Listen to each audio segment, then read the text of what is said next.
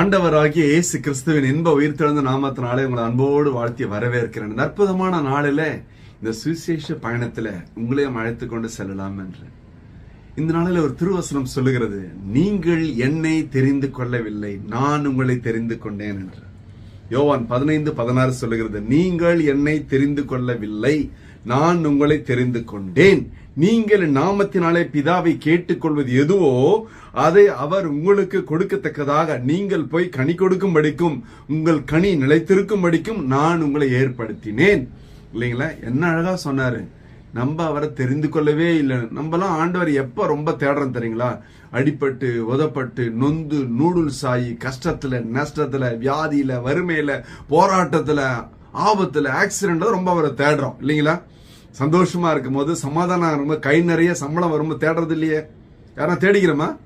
எப்ப தேடுறோம் பாருங்க. அதான் சொல்றார் ஆண்டவர், நீங்கள் என்னை தெரிந்து கொள்ளவில்லை, நான் உங்களை தெரிந்து கொண்டேன். இதற்காக நாம் போய் கனி கொடுக்கும்படியாக நம்முடைய வாழ்க்கையிலே கனி கொடுக்கிற வாழ்க்கை வேண்டும் என்று ஆண்டவர் விரும்புகிறார். என்றைக்குமே நம்முடைய வாழ்க்கை கனி கொடுக்கிற வாழ்க்கையா இருந்தால் பலர் பயனடைவார்களே. பலருடைய வாழ்க்கையில ஒரு மாற்றம், ஒரு மறுமலர்ச்சி உண்டாகுமே. அதற்காக அல்லவா நமக்கு கர்த்தர் பலவிதமான கிருபைகளை கொடுத்து ஆசீர்வதித்திருக்கிறார். ஒரு ஆசிரியராக இல்லைங்களா, அல்லது ஒரு பெரிய தொழில் அதிபராக, தொழிலாளியாக, பெரிய மேனேஜர், எவ்வளவோ போஸ்ட் இருக்குது பாருங்க, எவ்வளவோ வேலைகளை கொடுத்து எல்லாவற்றிலையும் ஒரு ஆசீர்வாதத்தை வைத்திருக்கார். நாம் போய் கனி கொடுக்கும்படிக்கு.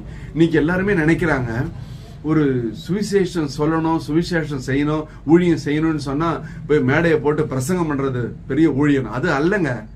ஒரு சிம்பிளா ஒண்ணு சொல்லட்டுங்களா? நீங்க ஒரு ஆசிரியரா இருக்கீங்கன்னு வைங்களேன், நீங்க எப்படி ஊழியம் செய்ய முடியும்?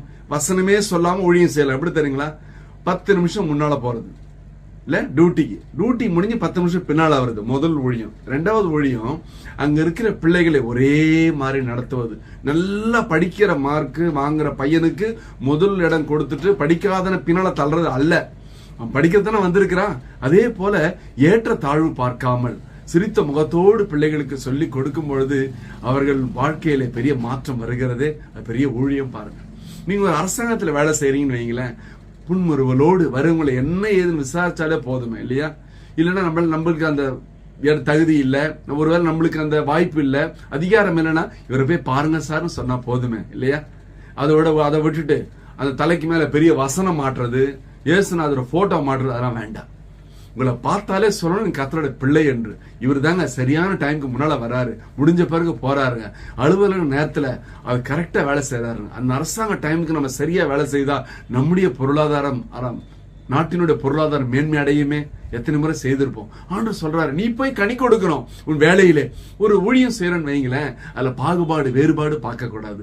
ஜாதி மத இனக்குள்ள கோத்திரம் பார்க்க கூடாது. நீ சவுத் சைடு நார்த் சைடுன்னு பார்க்க கூடாது.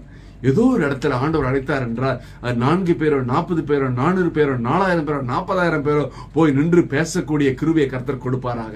அதான் கனி கொடுப்பது. 4 பேர்னா டல்லா பேசுறது, 40 பேர்னா உற்சாகமா பேசுறது, 400 பேர்னா எகிரி குச்சி பேசுறது, 4000 பேர்னா ஆடி ஆடி பேசுறது, அதெல்லாம் வேணாம் இல்லைங்களா? அப்ப நம்ம வாழ்க்கையில கனி கொடுக்கலையே. அப்ப கணவன் மனைவி கனி கொடுத்தால் எவ்வளவு சந்தோஷமான குடும்பம் இருக்குமே.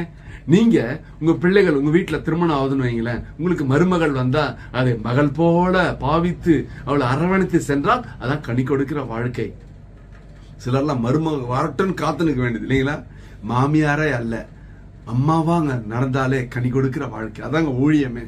ஒரு தகப்பனா அல்ல, உடனே மாமனார் பெரிய ஒரு அதிகாரத்தை எடுக்கிறது அல்ல. மகனை போல, மகளை போல ஆண்டவர் சொல்லுகிறார், இந்த நாளிலே இப்பேற்பட்ட கனிகளை கொடுக்கும் நான் தெரிந்து கொண்டேன். மகளே, நம்முடைய வாழ்க்கையிலே நாமும் கூட இப்பேற்பட்ட கனிகளை கொடுத்து சாட்சியாய் ஆண்டவருக்கு இன்றும் எப்பொழுதும் சாட்சியாய் நிற்கலாம் அல்லவா? ஒரு விஷயம் கண்களை மூடுவோம். ஹல்லேலூயா, ஹல்லேலூயா, ஹல்லேலூயா.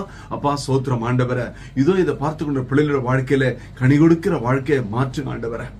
எல்லா விதமான வறண்ட வாழ்க்கை மாற்றப்படட்டும் ஆண்டவரே.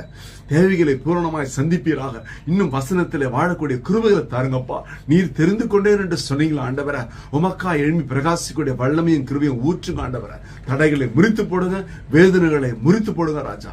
இயேசு கிறிஸ்துவின் உயிர் திறந்த வல்லமையான நாமத்தினால என் தேவன் தொட்டு ஆசீர்வதிக்கும்படியாய் உடைய திருப்பாதங்களிலே தாழ்மையாய் தாழ்த்தி ஒப்பு கொடுத்து ஜெபத்து ஜெயம் எடுக்கிறோம் ஜீவனோட நல்ல பிதாவே. ஆமென். கர்த்தர் உங்களை ஆசீர்வதிப்பாராக. Praise the Lord.